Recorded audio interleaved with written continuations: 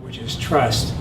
And but there's more to that. I like to sort of start at the beginning of what I wanted to say, and to hear you talk about insecurity and things like that. I mean, that's totally me when I was younger.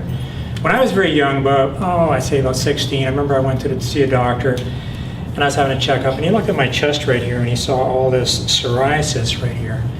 And they just kind of said, I don't understand why that's there, you know.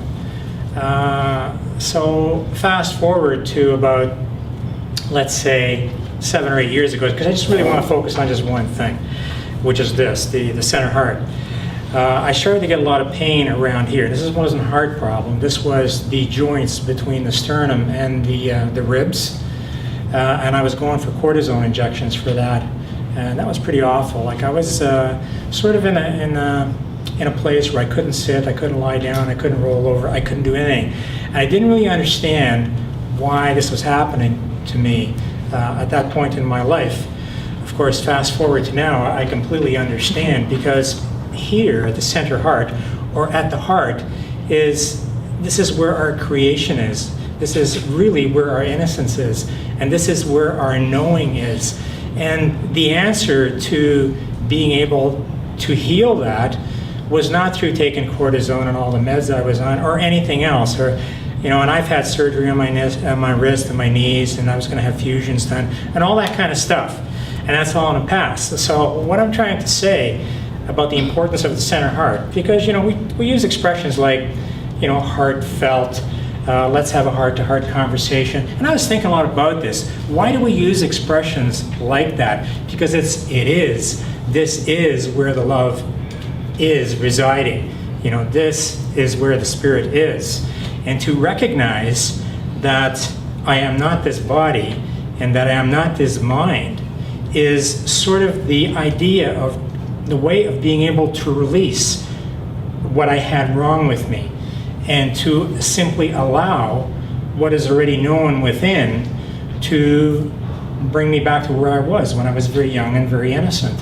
And this is really kind of amazing. It's when I talk to people about what we do here and my own personal experience, like the example I just gave you, and I say, well, you know, you can go to a doctor. It reminds me of Dr. Mishra being here about belief. But anyway, you can go to a doctor and you can take a pill, or you can go and see the surgeon and have surgeries or whatever. And I'm not saying any of that's wrong. I'm saying that's one way of doing it.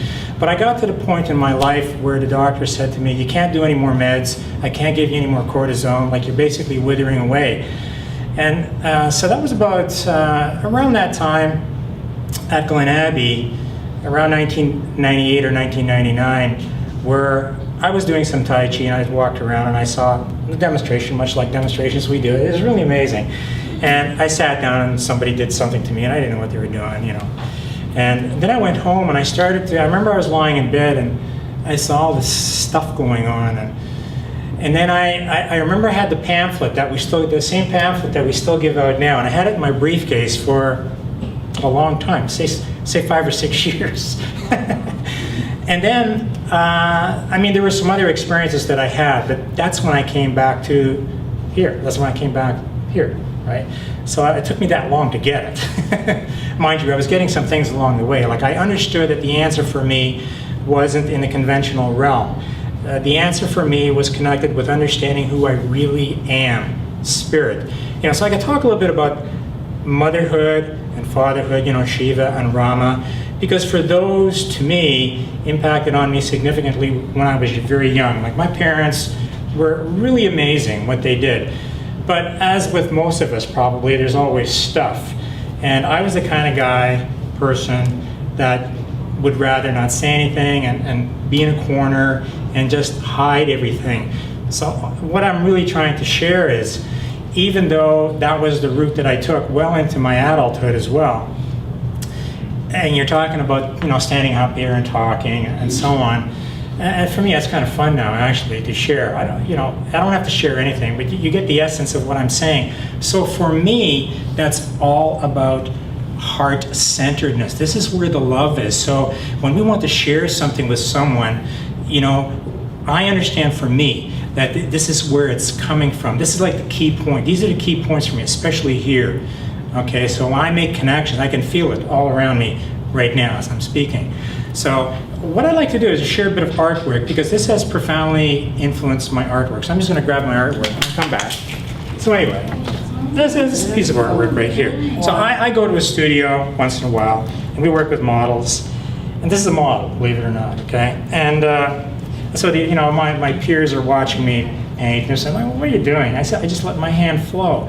That's what I'm talking about. Like, so heart-centeredness is about allowing yourself to flow. I've done some notes. I did a lot of reading, but I thought, I don't really need that. I'll just talk because I know I'm going to say the right things, trusting myself to say the right thing. So in my artwork, the same thing. So here's a model, and I really don't know what I'm doing. I'm just doing it. And the interesting part for me is my kids are so in touch with me, and they've given me some books to read. Like there's a book that was given to me by Leonardo da Vinci, another one by Henry Moore, the sculptor, and talked about the creative aspect, which is the feminine side, or our left side. And we all have this ability to be creative, okay? This is where it comes from, to create. But the thing is, when you look at my painting, I took my painting to my mom's place, okay? And she was looking at it, and then she took the painting. You may see other things in here already, I don't know. But anyway, she took the painting, and she just was looking at it like this, and she says, oh, Adrian, she said, I recognize that. And I said, really, what do you see? She says, I'll get an atlas. My mother was in the Wrens during the Second World War, and she spent time sometimes on the west coast of England. So this is the Severn River right here, and this is the Bristol Channel. This is Bristol, and this is Cardiff over here. Wow. And she was saying this is where she used to walk along here. I didn't even know that, right? She's just, this is what she saw. Wow. Pardon me? So cool. Yeah, really? It's so amazing. My mom's telling me this, right? Now, if you turn a picture upside down, what you might actually see is an Easter egg. Okay, like this here in a cup with an egg with all kinds of stuff and colors coming out of it. Somebody else pointed that out to me. And if you hold it like this, I've even forgotten because I haven't looked at it in a while. This is actually a fish right here, swimming through water. So this is what happens with my painting, because I allow it to flow. Okay, I allow it to flow. And more recently, I went to Chile, and I emailed Ioana, and I told her I saw some condors. So when I came back, I went to the studio, and I thought, well, I'll draw a painting of a condor. Right here, it's not the real color, but it's the idea of it.